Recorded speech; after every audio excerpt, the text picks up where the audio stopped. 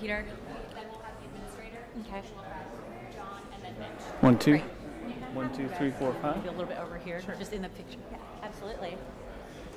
1, 2, 3, 4, 5. 1, 2, 3. 1, 2. All right. 1, 2. We're about to begin. If folks could come on and take a seat in just a second. Don't be shy. We have plenty of chairs. We can move the signs.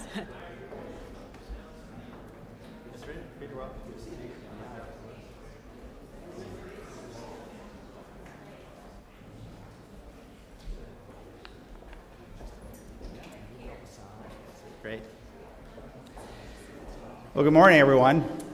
I'm Peter Welch. I'm the president of the National Automobile Dealers Association. We're a national trade association that represents America's nearly 19,000 franchise new car and truck dealers.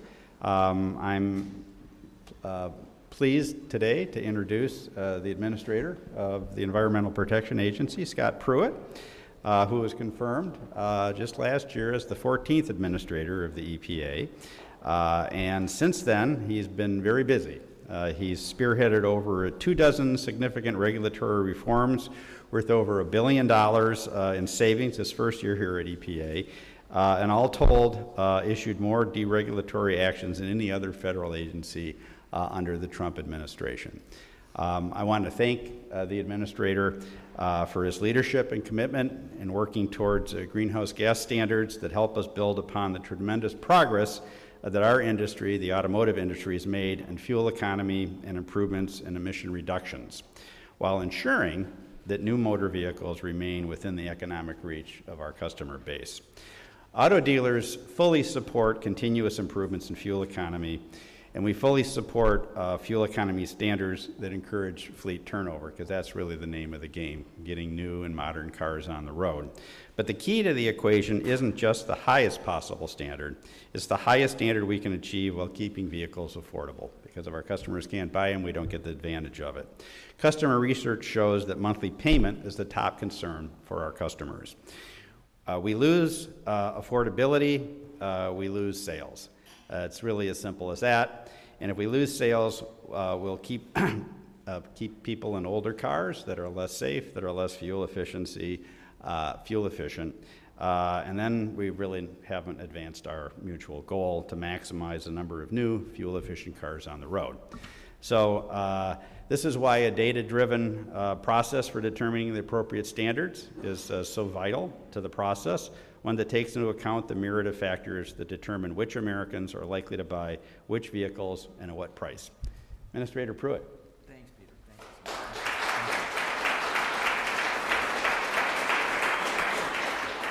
Well, Peter, thank you very much, and it's good to see you here today. What an exciting day.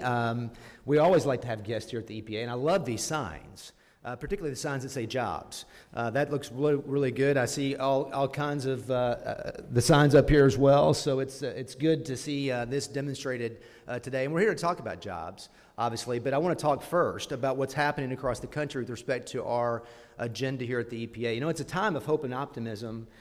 This is a special time of the year, as you know. I've talked about this quite a bit. Opening day was last week. And so as we start the new baseball season, all teams across baseball are very optimistic about winning the World Series. And as I kid my friends from Chicago, after all, if the Cubs can win, anybody can.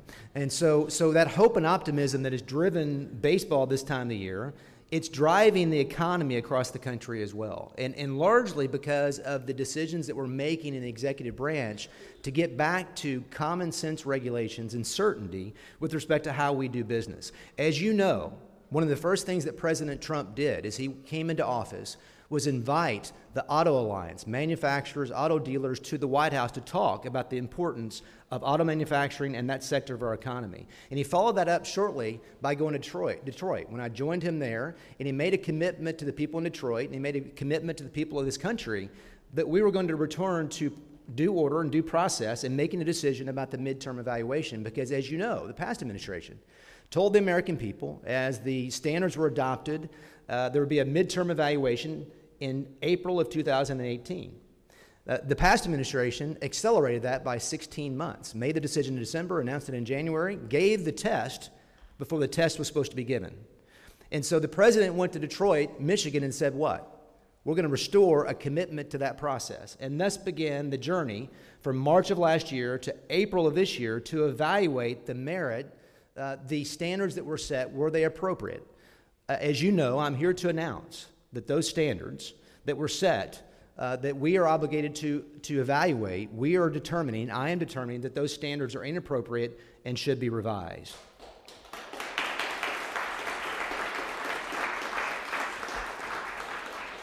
This will begin a process that will determine what those standards should be. It is not conclusory in that regard, but what is conclusory is that what took place before, and as we look at various issues on how we should set these standards, they need to be updated and evaluated, and the standards need to be revised accordingly.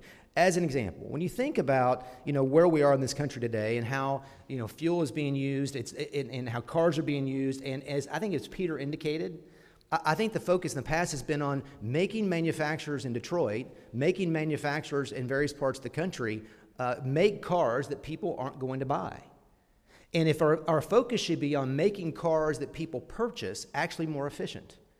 To have arbitrary percentages of our fleet made up of vehicles that aren't going to be purchased, that defeats the very purpose of what the CAFE standards are supposed to address. We should be focused upon making those cars more efficient, because if not, then individuals will stay in older vehicles, as Peter indicated, and emissions will go up. So we will get this right going forward this year, but it is very right for us to be here to recognize that what was done in 2011 and 12, as we evaluate it now, is not appropriate going forward, and we're going to get it right as we address it this year. So this is another step. This is another step in the President's regulatory agenda, deregulatory agenda, regulatory certainty. As Peter indicated, $1 billion in savings with respect to over 22 significant regulatory actions that we've been involved in here at the agency.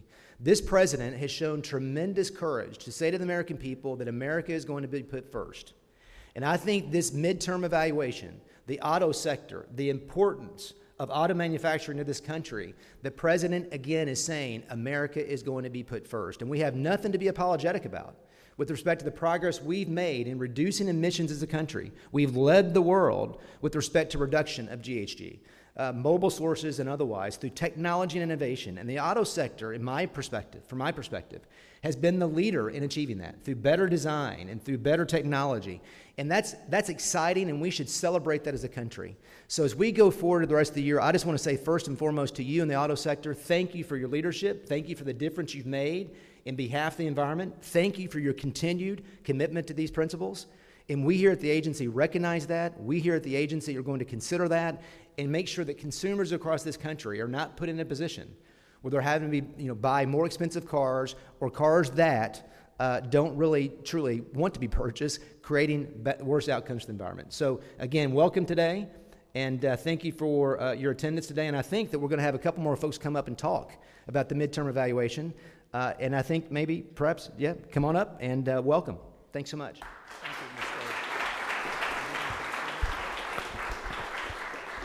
Administrator Pruitt, we're pleased to be here today. My name is John Bozzella. I'm the President and CEO of Global Automakers. On behalf of our member companies, I want to express my appreciation for the thorough empirical analysis of the 2022 to 25 greenhouse gas standards for cars and light trucks.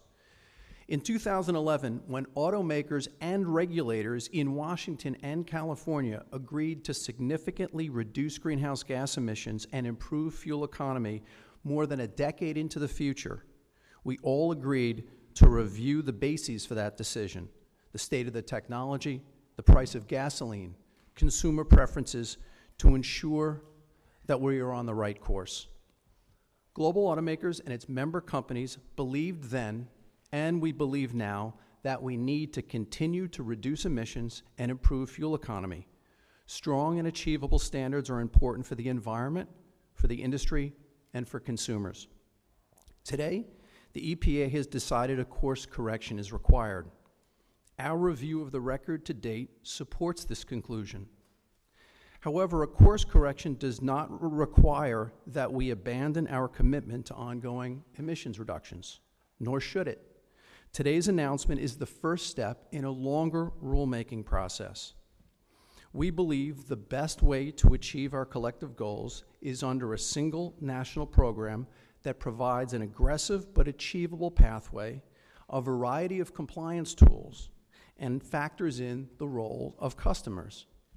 The world market is shifting to low-carbon transportation, and the United States needs to remain competitive.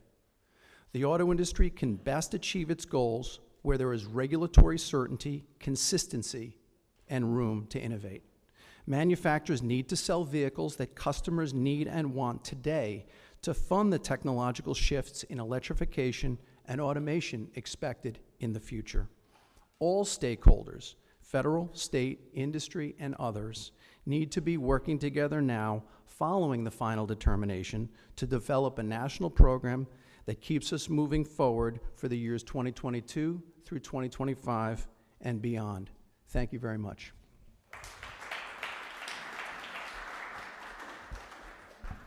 Thank you, John. I'm Mitch Bainwell with the Auto Alliance. I'm reminded whenever I go last in the sequence of what former Senator John Warner said when he married Elizabeth Taylor, becoming her sixth husband. He said, "I know what to do, but I'm not sure how to make it interesting." So I know what to do, and I'll try to make this interesting. Thank you, Administrator Pruitt. Really appreciate it. It's good to be here with you and your team. I'm also delighted to be with the dealers. So, Peter, thank you for being here. These standards are not about abstract theory or hopeful forecasts. They're about what people want to buy in the dealerships that Peter represents. The EPA and NHTSA programs measure automakers by what people buy at those dealerships. The cars in the showrooms of America tell the story of an industry committed to energy efficiency, investing billions of dollars to make gas engines more sophisticated and efficient, and to develop high MPG alternative powertrains. Just over a year ago, as the Administrator noted, the entire industry requested the new administration to reboot the MTE and undertake a data-driven review to determine if the GHG targets needed adjustment and to harmonize at least the federal programs. Returning to the original timing honors the 2011 agreement. The President agreed, and along with Secretary Chow, your announcement today marks the beginning of an effort to maximize GHG savings, facilitate coordination between EPA and NHTSA, and hopefully California, and align the program with marketplace realities. Facts matter, and they support your determination today. What are those facts? Gas prices, projected to be $3.65 in 2018. They're about $1 short of that now. Very cheap. Sale of alternative powertrains, stuck at about 3% of the market. Compliance, we're in full compliance in 2015. We're now in under compliance even as fuel efficiency rises. Unit sales rising through 2016 and beginning to soften.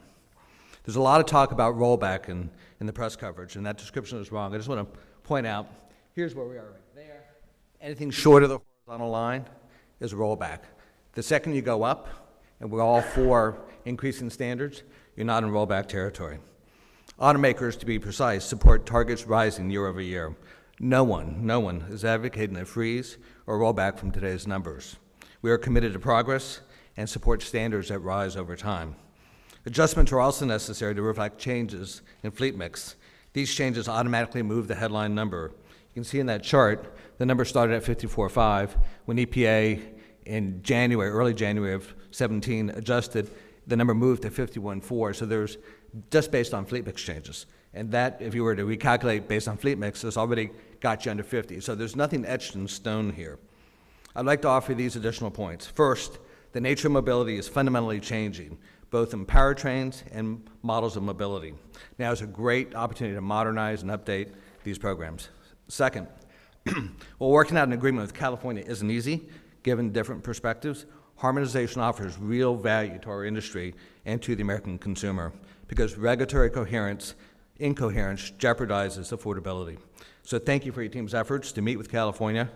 We hope it succeeds. Third, your point about the power of fleet turnover is compelling. We all need to remember that a vehicle improving from 10 to 20 MPG saves about 10 times the fuel that a vehicle going from 40 to 50 MPG does. Given that the average age of cars is nearly 12 years old, the best thing we can do for families and for society is to turn over this fleet as rapidly as possible. Smart regulation does that. Fourth, in terms of fuel efficiency and associated carbon savings, the gap that we're talking about is really fractional. A 1% growth rate over today's level yields 97% of NHTSA's fuel savings, 97% with just a 1% increase, and that's over the 2012 to 2025 period. A 3% growth rate yields 99% of the original estimates. So we're talking about fractions here. Finally, my last point, whether you're standing here in DC or anywhere across this country, including California, our goals are fundamentally the same. We want to find a way to maximize fuel efficiency, maximize carbon reduction, employment, affordability, and safety. These are all essential social objectives. We can't compromise one for the others. So thank you for your leadership, sir. We deeply appreciate the administration's work to find a way to balance fuel efficiency and affordability. Thank you. I think we're going to get a picture now. And Mitch, Tate, I'll let you lead us where you'd have us be on the picture. All right, Yeah. I think we're going to take a few photos. I'm going to push this podium back. You guys Okay, all right. Okay. Oh, I see.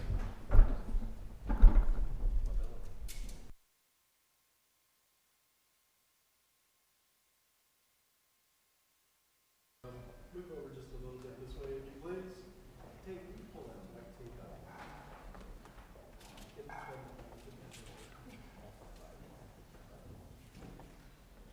okay, that's, I'm ready if you are. Look at my shiny forehead. Thank you very much. Next. All right, a couple more photos. That concludes our program. Thank you.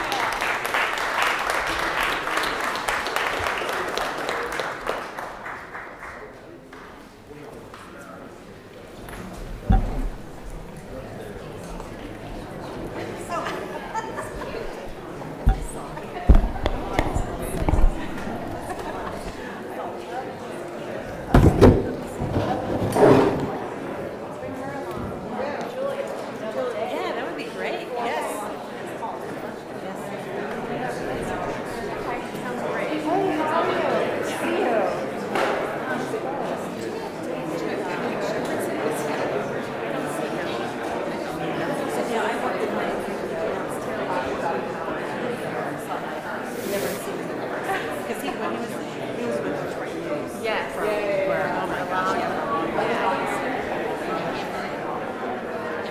Not. I'm Tate. Oh, hey, Rachel. Thanks for being here. Thanks for coming. Thanks for being here. Thank you so much. Nice to see you, Tate Bennett, in our public engagement office. Hi, thanks for being here, Cody. Appreciate it. Hi, Cody. Great. Oh, so nice to meet you. We'll facilitate a quick hello on the way out. Yep.